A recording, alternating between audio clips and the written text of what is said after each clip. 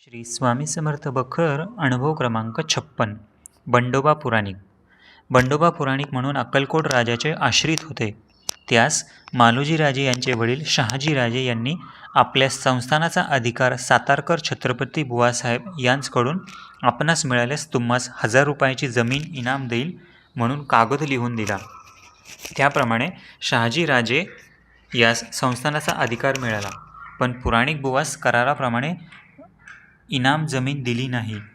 नित्य पुराणाच्या वेळेस जमिनीबद्दल पुराणिक बुवांची कुरकुर राजेसाहेबांजवळ चाले, पण त्याचा उपयोग झाला नाही.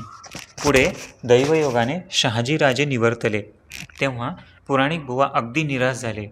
बंडोबांचा समर्थ दर्शनाचा नित्य जाण्याचा नेम असे, म्हणून महाराजांवर त्यांची श्रद्धा होती. पुराणिक बुवास महाराज लठ्ठ्या म्हणून हाक मारीत.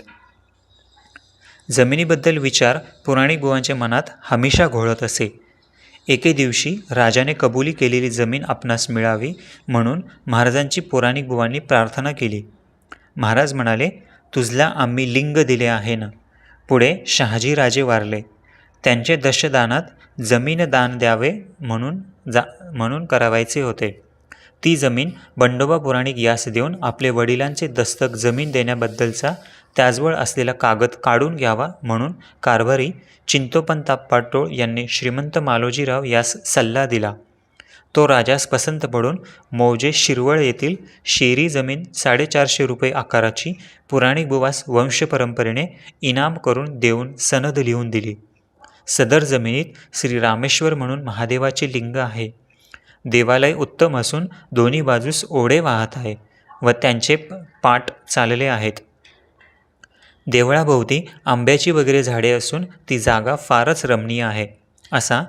असो, तुला आम्ही लिंग दिले आहे म्हणून पुराणिक बुवास श्रींनी म्हटल्याप्रमाणे रामेश्वराचे लिंग असलेली सुपीक शेती जमीन त्यास इनाम मिळाली. याप्रमाणे महाराजांच्या मुखातून निघालेली वाणी कधीच असत्य होत नसे. श्री स्वामी समर्थ. जय जय.